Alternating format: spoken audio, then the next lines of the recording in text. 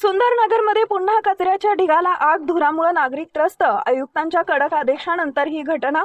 प्रभागातील स्वच्छता व्यवस्थेवर प्रश्नचिन्ह। जालना शहरातील सुंदरनगर परिसरात पुन्हा एकदा जालन्यात कचऱ्याच्या ढिगाला आग लागल्याची घटना घडली आहे। या आगीमुळे परिसरात मोठ्या प्रमाणात धूर पसरून नागरिकांना त्रास सहन करावा लागतोय। शहरात कचरा जाळण्यावर जिल्हाधिकारी तथा महानगरपालिका आयुक्तांनी कडक आदेश दिलेले असतानाही हा प्रकार पुन्हा समोर आलाय।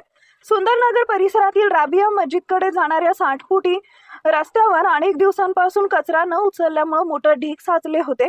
या कचऱ्यातून दुर्गंधी पसरत असल्याने नागरिकांनी त्याला आग लावल्याची माहिती समोर आली आहे। या आगीमुळे परिसरात मोठ्या प्रमाणात धूर पसरला आणि नागरिकांना श्वसनाचा त्रास सहन करावा लागला।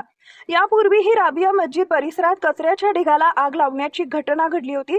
त्यावेळी अनेक माध्यमांमधून बातम्या प्रसिद्ध झाल्यानंतर प्रभाग क्रमांक 1 आणि मोतीबाग परिसरात कचरा जाळल्याच्या प्रकरणात उपायुक्त अर्जुन गिराम यांनी संबंधित कर्मचाऱ्यांवर दंडात्मक कारवाई केली होती। मात्र प्रभाग क्रमांक 12 मधील स्वच्छता व्यवस्थेबाबत हलगर्जीपणा होत असल्याचं चित्र दिसतंय।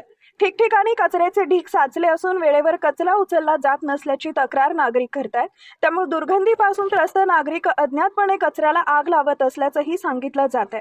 महानगरपालिकेच्या वतीनं प्रत्येक प्रभागात स्वच्छता निरीक्षक नेमण्यात आले असून परिसरात कचरा साचू न देणे आणि कचरा जाळण्यास प्रतिबंध करणे ही त्यांची जबाबदारी आहे। मात्र एकाच परिसरात वारंवार अशा घटना घडत असल्यानं महानगरपालिका प्रशासनाच्या कार्यपद्धतीवर प्रश्नचिन्ह उपस्थित होत आहेत।